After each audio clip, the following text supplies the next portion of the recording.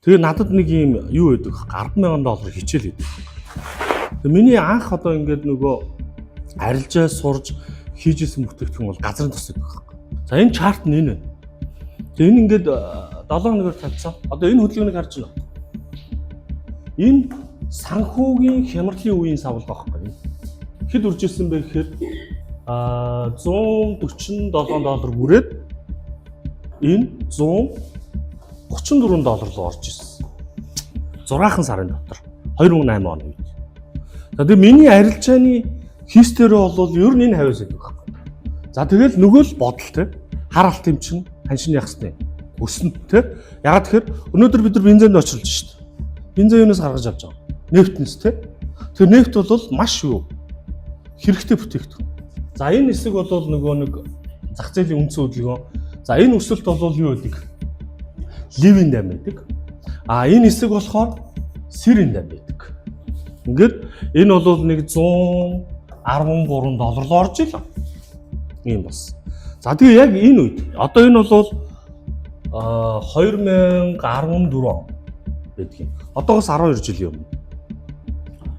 Энэ нөхөр эндээс унаад энэ хавьд ирэхгүй юу? $90 орчим. $113. Би энд худалдаж авсан. Тэгсэн чи юу болсон бэ нэ? Унсан. Гэтэл өмнөх хөдөлгөөнийхийг хар. Яаж вэ? Ингээд нөгөө дээшээ доошоо ингэж явж байгааз. Гэтэл энд яасан? Ямар ч юугүйгээр унсан. Өсөлтгүйгээр. Энэ 2008 оны энэ нэг юм ямар ч өсөлтгүй явсан уналтаа үстэй. Тэрнтэй төстөө. Гэтэл 2014 онд хямрал байсан уу? Байгаагүй. Тэгээ би ойлгоогүй. Тэгээ би энд баятай байж хагаад одоо нэг жоох өсгөөлгүүдээ гэж харсараагаад $10,000 энэ дээр алдсан. Тэгээд буцаад өсөөд энэ нэг 60 руу орсноо дахиж унаад энэ $27 руу орж унсан. Нөгөө миний нөгөө одоо нөгөө хүлээлт те энэ чи хараалт шүү дээ. Ингэж унахгүй байх гэдэг хүлээлт яасан. Талаар болсон. Би энийг ойлгоогүй тухайн үед. Яг тэр одоо ингээ харьцуулаад үзэхэд 12 жилийн өмнөх миний туршлага ямар байсан бэ? Бага байсан байж.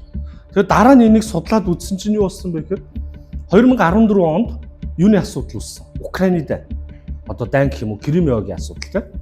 Тэгээд Кримийн хойгийн асуудлаас болоод Орос Америк хоёрын харилцаа муудангууд Америк одоо газрын тосны хамгийн том юу?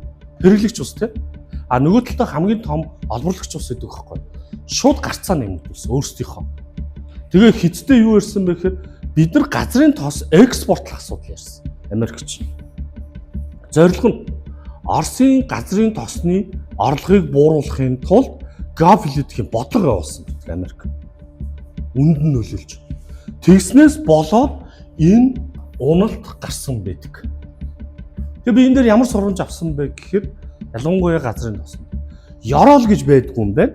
Орой гэж байдаггүй.